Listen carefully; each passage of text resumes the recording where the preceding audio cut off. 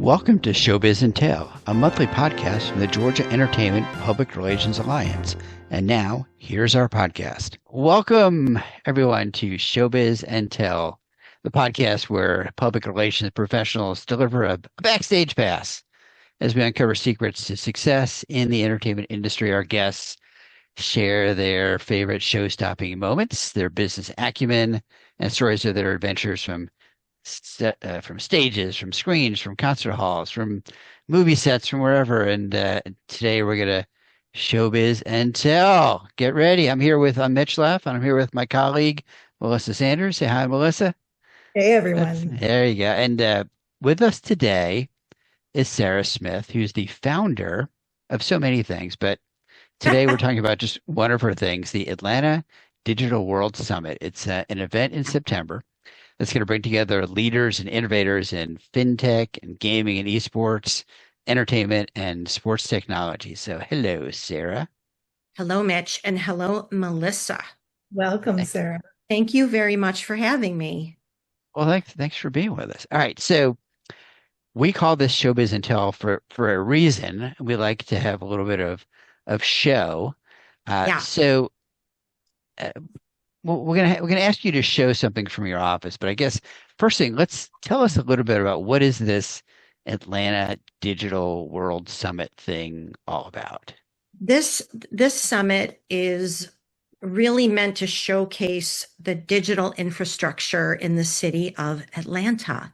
There are cities all over the world that are voted and named in the top 10, the top 20 digital cities, and Atlanta is on none of those lists. We're nowhere. And We're on the Chattahoochee. We're on the Chattahoochee. Isn't that somewhere? Should be. Well, we are. We should be on these tech lists because we do so much tech work in the city. It's not even funny. The Olympics put $78 million worth of fiber optics in the ground, more than any other city in North America. The New York Stock Exchange runs through Georgia. Who knew? We did. We know. Amazon leases all of its supply chain technology from UPS, which is located here. And 70% of all digital transactions, financial transactions with your debit card, your credit card, go through Atlanta. No, like a lot of people don't know these things.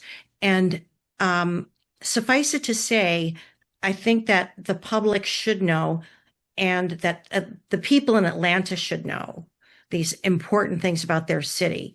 Or they're gonna know get in the next half hour when you finish talking, they're gonna know all this stuff. Or at least they're gonna know at least enough to know that I need to go to the Atlanta Digital World Summit and learn more. They need to come. It. It's on the 16th of September. We start at 9 o'clock sharp at Skillshot Media on Piedmont Road. They have great parking, so don't be scared. And they have, because parking in Atlanta is crazy. They do have good research. There is good parking over there. I will reiterate, good parking at Skillshot. And cheap. And they have a MARTA station. They have a MARTA station. So if you want to take the MARTA station, you can do that. MARTA stations are good. Okay, I'm gonna throw the next little piece to Melissa. Yeah, so Sarah, I mean, obviously we call it show and tell for a reason. So what did you bring to show and tell us about today? Well, I just brought this. I'll take this off my wall. And you might not think this is so great, but I do. If you see this, Team Mom. Wow. I was the team mom. Okay. I thought you were. I thought you were on the team. That's what I was looking for. I was looking for you in that picture. No, I'm not. Are you in the picture? This is my kid, right there. And I'll just tell you a little bit about that, which was crazy. I went to Henderson Middle School for a parent meeting for the football team, and I could see the four coaches starting to shrivel as the parent coach meeting went on. And I realized that these coaches were totally overwhelmed by all these questions and all these parents. And as soon as they were done, I ran up and I said, I'm going to be your team mom. I'm going to take care of all these parents for you. And that's what I did. I did it for 2 years in a row, and they had to replace me with three people. That sounds So about right. I was So proud. And the is only bragging thing, and let me finish, yeah, okay, Mitch. keep bragging, keep bragging. Go ahead, Only keep talking. bragging thing that I had was, at the time I was running 4 miles a day and I was a lot younger than I am now. And my son just told me this a few months ago. He said, I hated it when you came and when you were the team mom. And I was like, why? And he said, because in the locker room, all the guys would torture and tease me because you were so hot. Ah, okay. Don't laugh that hard, Melissa. That's awesome. I love it. Melissa. And now Mitch is laughing. I'm not laughing. That's I'm thinking of that excellent. movie. I got that movie American Pie in my head for some All reason right. now. We like That's as we far as like I'm your going with that. mom. So what you're We like saying is your you were the mom. team MILF. Got it. I wasn't going to say I that. had to I go was there. not Everybody going to knows what say that that. is. The coaches loved me. They had a big storage room where they had like thrown t-shirts and hats, and it was a mess. And every game I would go and sell this stuff in the stands. And I made thousands of dollars for them and just passed it right over. So nobody else got a plaque. Nobody else got a plaque but me. So Thank you for one sharing of the that things we with us. like to do in these podcasts, Sarah, is include some other graphics or photography or something. So I think we'll need a picture of you from back then uh, Ooh, to include in the podcast. got it. Um, I I got a do, picture. I yeah. got a All right. picture for you. Okay. All right. So Problem. let me ask you this. So everybody's got like not everybody, a lot of people have a moment in their careers that really shaped their journey. Is there a moment when you can look back and think, you know, this job, this event, this opportunity really shaped where I am today? I have a couple of those, but one of my favorites. I'm sorry, my cat jumped on the desk. He always does this. There, Um, he might join us. I see his ears. That's fine. Yeah. Melissa usually has a cat on the I back of her know. I chair. saw. I saw the big gray Usually, but one. they're not here right now. They were very, I saw them last week. Um, there was this moment that I look back on. At the time, I didn't know what a great opportunity it was, but I Talking was about working. this moment right now, being interviewed by me and Melissa, as the career defining moment in your career. Oh, there's one before that. Okay, I'm Now, sorry. Go ahead, go ahead.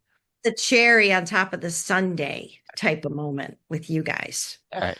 Um, my boss, I was working for Turner Entertainment Group in their PR division, and my boss came out and said, here's a synopsis of a movie, and I need you to write a press release for it. And so I looked at it and I was reading through it. And I'm like, God, this is a weird movie. This doesn't make a lot of sense. And the name of the movie was The Shawshank Redemption. So that was my first ever press release that I ever wrote was for The Shawshank Redemption. So Wow. that was Pretty cool. that upon reflection, that was a big moment. Um, another moment that I think was great for me was when I was working at, but Mitch, the Goizueta Business School at Emory University. And the dean was new, and they came in and said, we want you to manage our speaker series, right? We want you to bring the speakers in. And I thought, yes, what a blast. And they said, who do you want to bring in? And they were like, we really think that we should bring in, maybe the head of HR from Home Depot. And I was You like, said bleh. I said, F that. Let's get Warren Buffett in here and Madonna. And we went crazy. We went crazy. We got Robert Redford in and Kenneth Cole and Carly Fiorina. Remember her from Hewlett Packard? Amazing, amazing, amazing people. The Dalai Lama, just great, great. We had a blast, but I knew that that was going to be a lot of fun for me to do. So, And Melissa, I'm gonna toss question number two to you. Yeah. So, Sarah, what we want to know is what is your secret sauce? Like, ooh, how is the business model for this Digital World Summit unique? Why do you think this model has helped you to be so successful in this industry and to make this impact in this particular industry? I have two answers, and I will give, I'm throwing out some credit to a new friend of mine named Mr. David Pick of Tennessee Craft Services. Mr. Pick is in Tennessee. He is a European liquor distributor, and he's a Brit all the way with the humor and everything. Um, and one thing he said to me was that, do you wake up and feel excited about your day? And I said, yeah. He said, that's carpe diem. That's carpe diem. Positivity. Um, Wake up feeling good. Be grateful for the day ahead of you. Um, and then the other thing I think is really important, and I think this is a place where I really got a lot of my skill set, was watching and learning. I watched and learned from my father, who was first a radio guy in the 60s, 70s, and early 80s.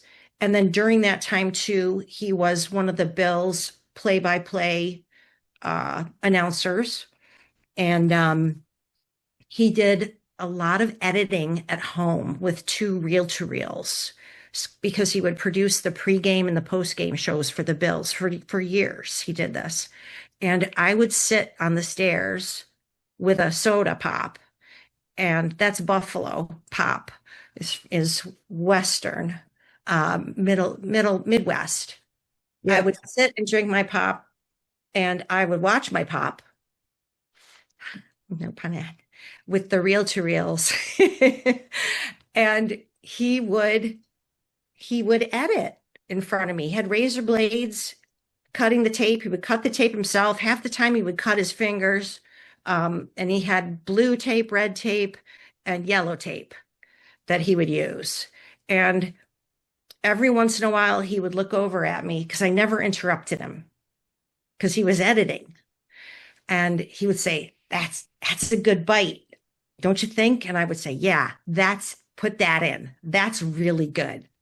And I did this for years where I would just sit and watch him. And he was a very, very good storyteller. So I think that part like you and Mitch too are really good storytellers. When you're in public relations, what are you doing? You're telling stories. And I actually wanted to turn the table on this question a little bit to you guys, because I wanted to know, when you have to tell a story, sometimes it's difficult. How do you grab the essence of it?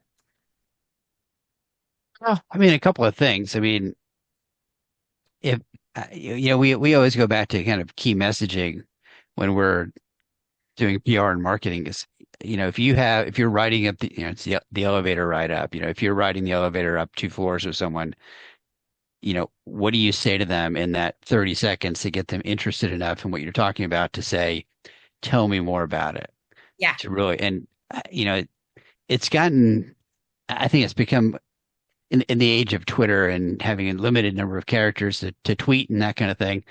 It's become a little bit of an exercise to try and figure out how do you say what you want to say in that amount of time. But I've always pitched that way. I've always written out what I want to say and put it in front of me and practiced it and thought about how is this going to be received. I mean, and I started doing this stuff before people were emailing anything or texting. So it was, I would have a piece of paper taped next to my computer, and it was a little script, and I would practice it and get it down tight. So it's getting down to the core. I always tell people, you have to tell them punchline of the story, and then you can tell them the rest of the story. You got to get them interested enough to say, well, that's intriguing. Tell me more. Right. And that's hard to do to be able to get down to that 10 seconds at 15 seconds. And, was it Mark Twain who always famously said, if I'd had more time, I would have written a shorter book. It's it's not easy, and people who don't take the time to do that are not as successful as the ones who do. And if you look at it in a marketing or advertising sense, those taglines, just do it, or do the right thing, the real thing. Those are the taglines that are inspirational and not necessarily telling the whole story, but are really getting people's attention. I mean, what do you think, Wes? Yeah, I mean, I always say people remember stories, not facts. So it's storytelling. I always joke and say I'm a professional storyteller. And for me, it even goes back to, my degree is actually in journalism. And, it's essentially you're always looking for the headline, right? I mean, writing the headline is the most important thing because that's what grabs them. And then your lead, which is the beginning of whatever that story is. Because if you can't grab them in that first couple of sentences, it's over. And the same thing goes for, when you send a pitch. And part of that journalism training is not only is about your headline and your lead, but what do you have visually to pull them in? And this is such a visual world that we're working in now than when I started doing this 20 plus years ago. But even then, it was always, what are the visuals that are going to go with the story that you're telling, that you're writing for the paper, for the magazine, for whatever it is that your audience is, because the visuals can be just as impactful as the words. So that's that whole package. So when we're sending out a story pitch, we know what it's like to be in that journalist shoes. We've been on the other side as being the writer, and we really are kind of doing the same thing as a producer. So here's my headline, my subject, right? Here's the headlines to the story. Here's what's the actual, meat of what that story is, like Mitch said. And then here are visuals or video I have to go with it to help you tell the story that I want you to tell. So that's, this very simple way to put what it is that we do. Right. Yeah, I So think I'm gonna jump to question three. Uh, and this is kind of I want to know, like, what's been the toughest hurdle you've had to overcome, and how did you navigate that, and what did you take away from it? I think that the toughest one of a very tough hurdle for me was I wanted to get to CNN. I wanted to work at CNN. And in 1992, it was hard. Maybe it still is hard. Um, what I did was I persevered like a crazy person. Um, I took a job at Turner Broadcasting that had nothing to do with CNN just so I could get in the door. And I realized after about a week that I had a badge. And the badge let me into and it was an HR badge. So it let me into every door in the building. So I never took a lunch break. And I did this for 6 months. And I would go around and I would introduce myself to people at CNN in different departments. And I think at first they were like, who is this crazy girl?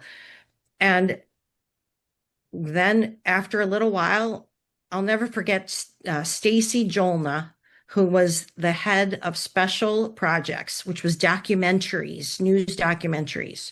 He said, "What do you know how to do?" And I said, "Well, I just built a video library for WSB." And he goes, "Can you build me one?" And I said, "Yes, absolutely, yeah, yes." But really, it took the gumption and energy. I was working 3 jobs at the time. So on top of my Turner job, I was waitressing at 2 other places. And I was exhausted most of the time. But I So kept so what was the takeaway from that? If you someone said, okay, that you had this challenge, what did you take away from that? I think that I was creative and I persevered and I met people, meet as many people as you can, and be genuinely interested in them because people hire people. At least Yeah, that's what we hope in the age of yeah. I AI. mean that Hire networking thing is something that I think younger people just don't understand, right? They think, oh, I'm just going to meet people on social media, or I'm going to meet them on Zoom meetings or something. And my older Right. son has come to realize fairly quickly that in-person relationships are the real relationships. They are. They Would are. you say, Sarah, that if you had to give advice to someone who was really trying to get into this industry, would you say that's probably the biggest advice you would give them? This is such a rapidly changing environment and times that we're working in. Would you say that networking is probably, the key piece of advice you would give people, or would you give them something else? I think that networking is it. I think networking is huge. And again, back to Emory University and the Goes Better Business School, I was so good at networking that I actually became an adjunct faculty member to teach networking to the undergraduates as part of their seminars. Um, and they actually thought networking was, I said, who here thinks networking is a dirty word? And there were 180 kids in there and they all raised their hand. And I said, networking is not about what you can get from people. It's about what you can give people. Give them things. I I love I that. on Take that occasion, person and yeah, take this person and introduce them to that person. And then yeah. do this and then do that. Remember their birthday. Listen.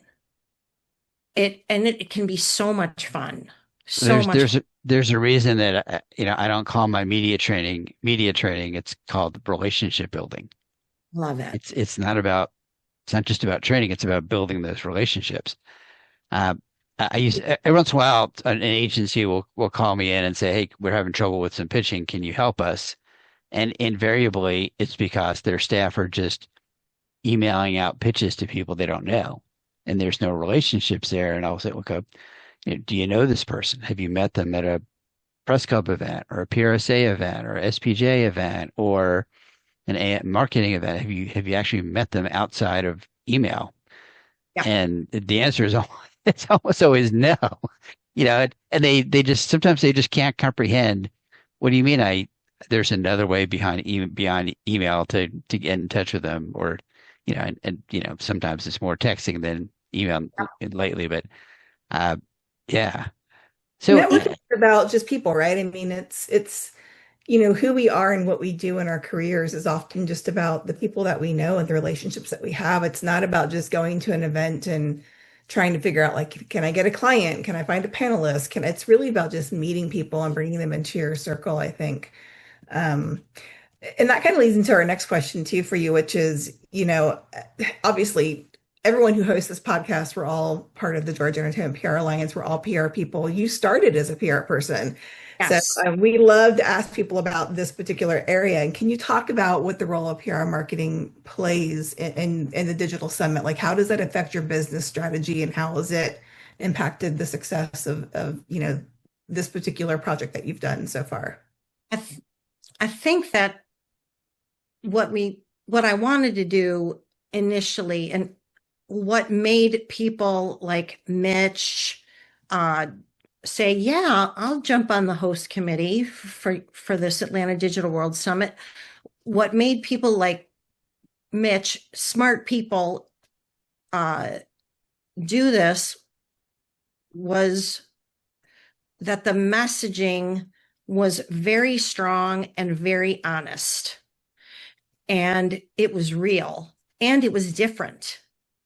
You know, I can't find another conference that has, fintech, start with fintech, esports, entertainment, and sports. You just there it doesn't exist. And the fact that it's a slightly different looking animal is very much me. I take a different approach to things. I'm more creative. And that's something that um, was encouraged always encouraged as I was growing up to be creative and was rewarded in work. Sometimes people were confused by being creative.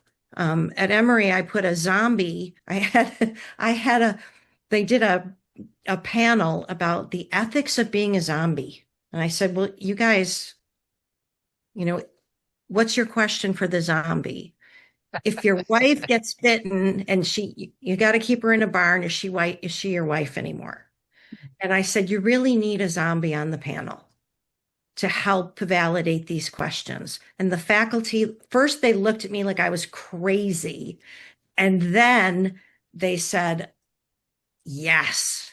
And that's what made the students come in, because we did something that was a little different and was original. So let me ask you this. So, we look at technology, and there's obviously a lot of conversation about AI is kind of the biggest one, but what if you had to pick the one new technology that's really impacting, fintech, sports, entertainment, gaming? What one new technology is that going to be? And maybe I just gave it to you.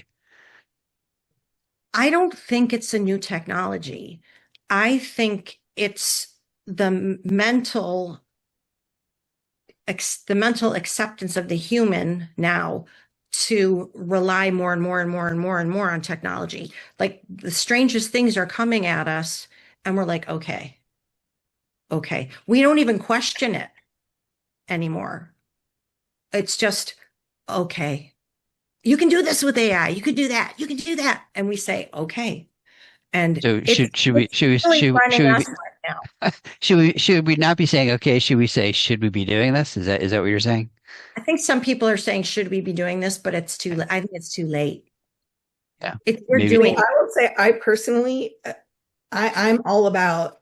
I think AI. We have to stop being scared of it. And we have to recognize that it really can enhance the work that we're doing. I use it in certain aspects of things I do. I know Mitch does as well. Obviously, you are. I think we have to shift the conversation of everyone being so afraid it's going to steal our jobs, and instead look at it and go, how can this enhance what we're doing? How can it make what we're doing better? Because without people behind the AI, it can't be used. Like we're still needed in order to implement it. So I feel like the conversation has to shift a little bit. Do you agree with that? No, I keep thinking 2001: A Space Odyssey, where AI took over. Yeah. Whenever AI took over the spacecraft. And I think we're getting there very, very, very quickly. Like I told you before, I swore at Siri last week. And guess what Siri said? Siri said, that's not nice. And, I felt ashamed that I had sworn at Siri. I felt bad. So, Sarah, let's open the summit in September with the line, "Open the pod bay doors, Hal," and then and then say, "Who knows what movie that's from?" and give that person a little special gift. I love it, and would that be fun? You know that we did use that clip. Oh, really? On the entertainment panel last time, and last year? Did we use it last year? Okay. No, not last year. The year before. The year before. Okay. All right. Okay. All right. So I'm gonna jump us into this fun crazy section. This is what we call the lightning round. So wasn't the fun crazy section. Okay. This is even more fun and crazier. All right. So I'm ready. But Sarah, these have to be short answers. You can't just short answers to these questions. All right. 10 seconds or less. All right. First off, what's the coolest thing about Sarah? Everything. All right. Okay. What's your favorite movie or TV show? The Gilded Age. All right. Favorite music venue? The Fox Theater. All right. Favorite hobby? I don't have a hobby. You don't have a hobby? All right. I need to get, I'm going to say gardening, because that's what gardening. I do. Okay. All right. What's the last thing you've read? Could be a book or some kind of book or magazine. It's so nerdy. It's called Washington: A Life. And I read all of the biographies of the founding fathers, and it's amazing to read about very smart people that had big problems and how they solved them. And learning about how George Washington met Alexander Hamilton and how he hated him and he thought he was a jerk. It's fascinating when they all start to meld together, all these people's lives and stories. So I read Right. a lot of biography. All right. And the last question is, what's your favorite thing about Atlanta? Or this could be like, what makes Atlanta really special to you? I think that people in Atlanta have brass balls. I think that there are a lot of entrepreneurs here. I moved here because of Ted Turner. Um, he said, I can broadcast from anywhere. Screw those guys in LA and New York. And I read this in a Time magazine when I was 13, and I decided that I had to move to Atlanta right then. And I wanted to work for Ted, and I did. And I got to tell him that story, which was fantastic. So, but I do think that people in Atlanta come here because they want to try something new. It's not a same old place at all. It's an evolving culture. So come And on this down. is so this is the third year you've done this, the Digital World Summit, right? Yes. Okay. And I've been working with you on all three. And I think Yeah. Thank you, man. what I like is that after every one, we have this conversation like what worked well, what didn't work well. And you are not afraid to say, okay, this idea was a great idea. We thought it was a good idea, but it didn't quite work as well. So, that's I think part of the creative process is understanding what what works and what doesn't work. All right, I'm going to throw to Melissa for our Thank you, Mitch. close I'm glad. here. Yeah, You always have to figure out what are the good things and what are the flaws.